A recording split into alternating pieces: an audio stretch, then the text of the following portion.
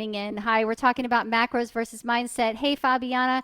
Fabiana said hi, and she said that she has used various different ways to track all of what she's eating, what she's exercising, and how to do it. And I'm going to share with you guys why that is a problem. Okay, so I'm so glad that you're here. Stick around with me and you'll get that one pager. If you're already working for me, this will be valuable for you to be able to bring it in and to reinforce the work that we've been doing together.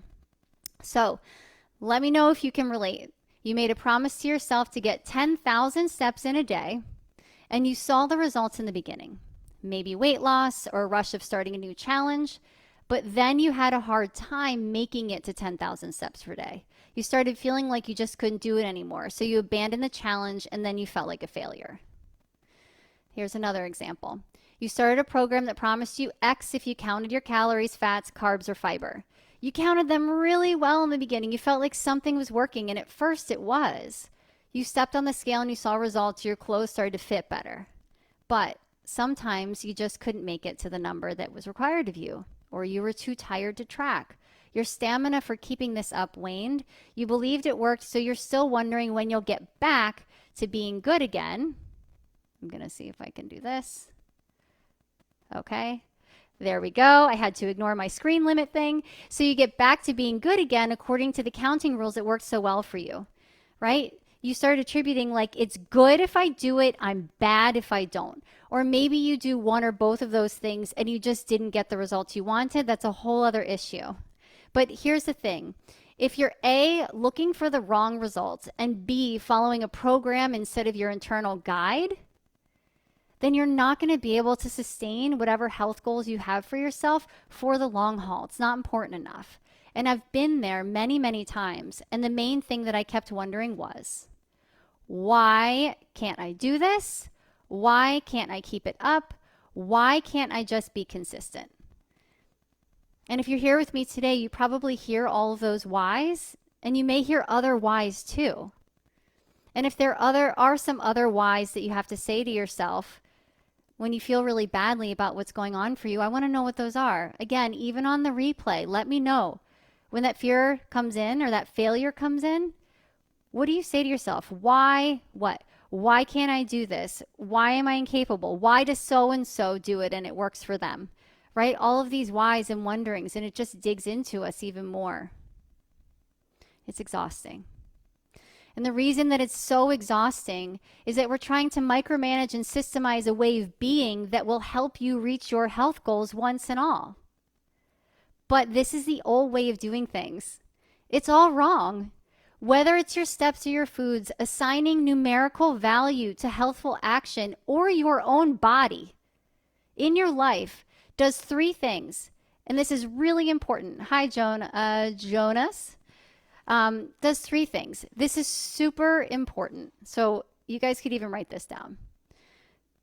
Assigning numerical value to your steps or to your foods or to your own body. Number one, gives the power to the system that you're following rather than your own true needs. Number two, makes you feel badly if you don't do it right. Number three, limits the potential impact and awareness of other important components to your health and well-being. We can get so fixated on something we're like, it doesn't matter how I feel in other ways. Did I make it to the number? Did I do it? It's obsession. So what if your ideal health day didn't include counting macros or steps and instead counted important moments, self-confidence, laughter, and fulfillment? I know it sounds crazy, but I'm here to tell you that it wasn't until I assessed the joy I was living through my energetic potential, how I think, how I eat, and how I live, instead of the value, the numerical value of food and steps, that I found something much more profound than weight loss. Way more profound. You want to know what it is? I found myself. Finding myself shed the layers of dissatisfaction and revealed who I was underneath. I was willing to let go and see the truth about habits that served me and those that didn't, instead of counting things all the time, which kept me in a cycle of dissatisfaction and failure. And it's not that your ideal day or your ideal picture of health, knowing yourself that well that you can trust any choice, right? It's about getting down to the root causes of the issues that you're facing and peeling back the layers so you can trust yourself enough to make the choice. Now, if that's not ideal, then I want to know what is.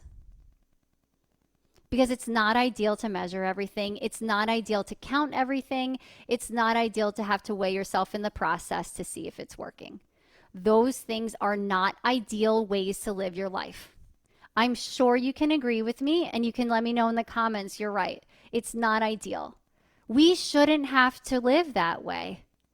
It's not ideal for me, and I don't think it's ideal for any woman to have to go through that. And I promise you there is a better, more effective, more loving way to bring yourself the health that you want. It's underneath of all of that. So if you want a solution that empowers body, mind, and soul so you can have what you want, tell me that. Tell me that's what you want. Because I don't want you to have to count things anymore. Do your push-ups. Is that Diogo? I've got my CrossFit trainer telling me to do my push-ups. Okay, we'll get to that. All right, we'll get to that. But I'm not going to count my push-ups, okay? I'm just going to do them because I'm strong enough, because I believe in myself. So I'm going to tell you guys the system that works for me. And I know what it's like to be motivated by all of the tracking. It's like a big dopamine you release. You're like, oh, I did it, or oh, I didn't. And all that matters is being able to feel better, right? But a few years ago, I said I'm tired of stepping on the scale to measure my self-worth and tracking my steps and logging my macros. At the time, I was writhing in stomach pain and having sleepless nights from experimenting with ketosis.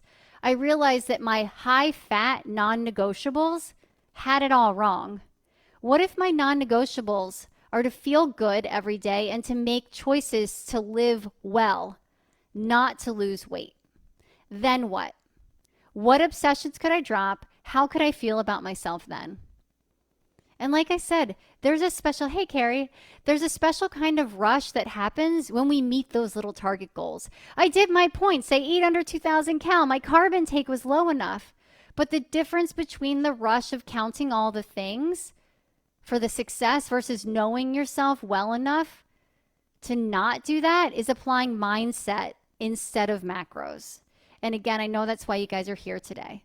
Most of us know what we need or know something that we can change, but we're afraid to do it without someone telling us what to do. And that's why I coach women through mindset when it comes to making health and lifestyle choices, not just provide interesting reading materials on the value of grapes versus raisins.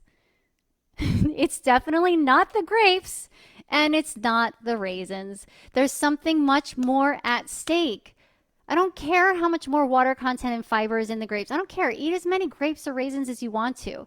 But the feeling of doing it in a way that's loving and nourishing from a place of mindset that you have choices versus the place where you're like, I have to get all of my fiber in and grapes are bigger and take up more space. That's bullshit, you guys. Oh, sorry.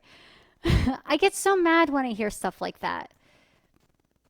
Right? Because I guess, like, yes, there's some truth to that, but you're not going to make the choice unless you feel good enough about yourself to do the thing that you feel like is right for you, not for the food. And women come to me because they're sick of evaluating raisins versus grapes. They're tired of counting macros.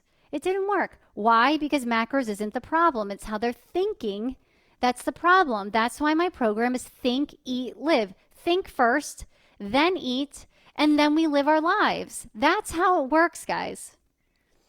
I had one woman come to me who had tried macro counting, keto, Weight Watchers, and she was looking for a way to be more consistent, to not give up on herself again. She said that she was successful with all of these programs. So that's great, right? But she always fell off the wagon. So how many of us say that? We're like, oh, I fell off the wagon. I need to restart. I need a reset. I need a restart.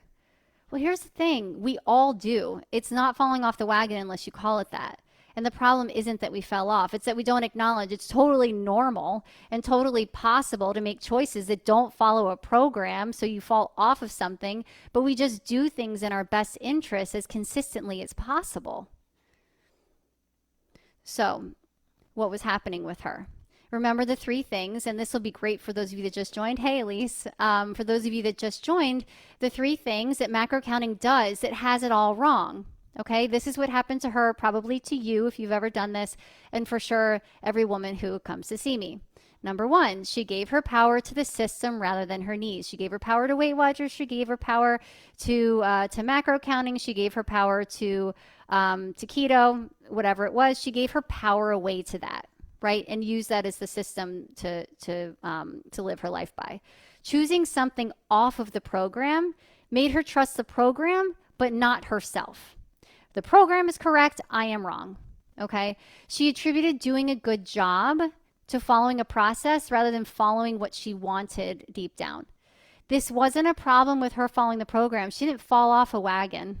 It's a problem with feeling like she had to do everything perfectly for it to work. Okay. And so I'm here to tell you that we can't give our power away to the program. We have to understand what we actually need. The second thing, it made her feel badly for not doing it right. So the sudden lack of confidence when you fall off the wagon fed her negative thought loop that she can't make better choices. She's incapable of making better choices. So already at a disadvantage, she considers it a failure and heads down the rabbit hole of other choices that don't serve her. Well, it doesn't matter. I didn't do the thing, so boom, I'm going to just do whatever. And then it gets longer and longer away from the program, and then she doesn't feel like herself. But that's because she invested herself in the program, not in who she is or what she wants, right? You say, screw it. And then the third thing that I explained earlier in the program that she did was that she limited the potential of other important components of her health and well-being. It's not about the macros. It's not about the grapes. It's not about the raisins. It's not about the fiber. It's not about the fat. It's not about the carbs, guys. I'm telling you, in any given moment, we are prioritizing our desire to work, to serve, to connect, have relationships that matter, our health, our spirituality. So her feelings of self-worth were predicated on doing a good job with her diet, but ignored all of those other pieces. And so what I did with her and what I do with all of my clients in the energetic eating method is to redirect that energy to the most important parts of her life. Once we're able to clear up what it is that we want to do to show up for, we are more willing to make lasting, effective change with how we think, eat, and live for what works for our own unique bodies. Otherwise, we're still following a program and we're either on it or we're off it. I want you to be on in your whole life. That's what this is about. Do you guys see the difference? You can tell me in the comments, yeah, I see the difference. So I'm not going to sit here and say that you can justify any choice you're making by proving how it fills up your best self. Knowing the difference between what's working or what's actually your truth and what's not, and what are the thoughts that get in your own way versus the thoughts that are okay, is my job. That's what I do. I help people get down to that layer, right? It's a multi-layered approach. We get down to the bottom layer. And I'm going to tell you exactly what I tell my clients in diet and lifestyle in my coaching program. I told you guys that in this live, I tell you the biggest impact things you can do for your health. And I am going to tell you that.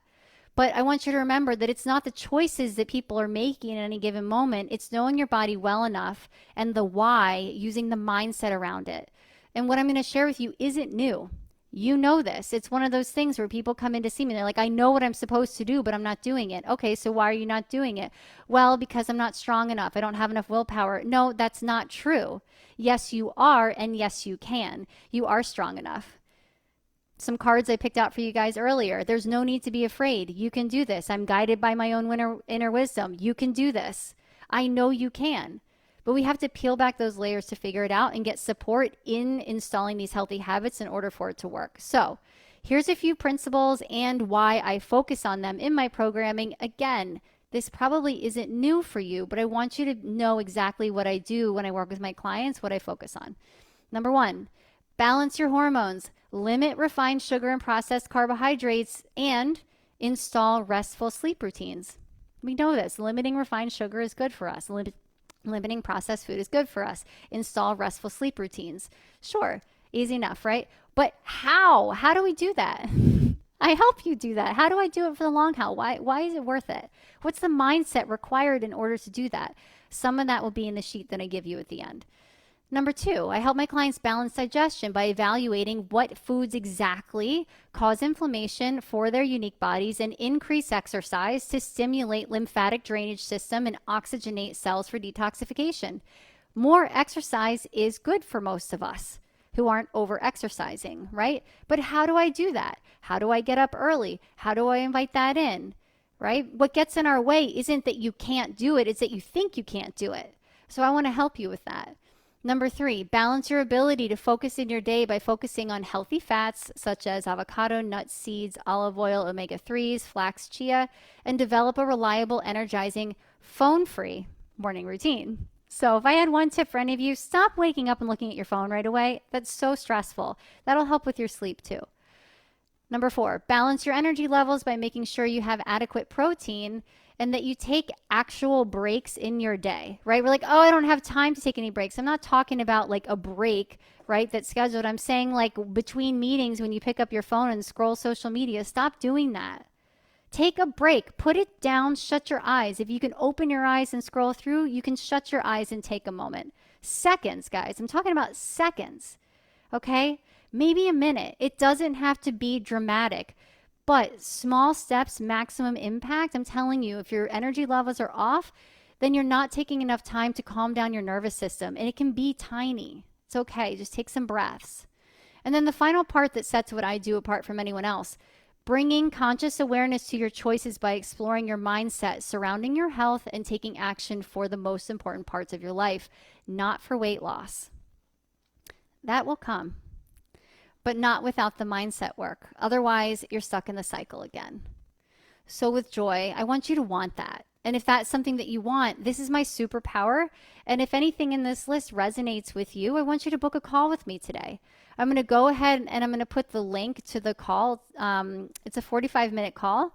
I'm going to put it in the comments box of my Facebook group. And anybody who wants that call on Instagram, that link to the call with me should also be in my bio. If it's not, request to join the Facebook group and I'll get that to you. And at the beginning, I told you that I would give you guys the 12 affirmations of diet culture versus energetic mindsets, which is one of the components of all of my programming. I'm going to give you access to this resource ASAP so you can start looking at home how diet culture has shaped your mind and your life and the way you think about food and lifestyle choices. So if you're watching on Instagram, you will need to use the link in my bio to request access to my free Facebook group in order to get that resource, and it will be waiting for you. The link for this resource will be available for 24 hours in the Facebook group. If anybody's watching this on the replay later, you're going to have to message me for it, and then and I'm happy to share it with you. I work through these mindsets in all of my programming, the 5K, the strength, and the energetic eating.